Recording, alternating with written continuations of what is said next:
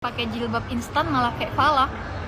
Tolong banget, ini emang modelnya yang begini atau aku yang nggak paham ya konsep dari jilbab instan. Aku ngerasa malah kayak Fala. Auto ngakak. Momen TikToker wanita pakai hijab instan saat ke mall malah mirip karakter Falak. Perkembangan fashion saat ini memang tidak karuan ya alias cepat banget menjadi tren. Inilah yang dialami oleh salah satu TikToker wanita yang kondang, kemana _aja. Aksi kocaknya ini membuat semua orang ingin menggunakan hijab instan juga yang akhir-akhir ini benar-benar menjadi tren. Namun siapa sangka, saat dipakai dia malah mirip dengan karakter Falak. Memang ini menjadi pengalaman pertama ketika ia memakai hijab instan dan malah mirip dengan karakter fiksi Falak dalam film horor Tenun.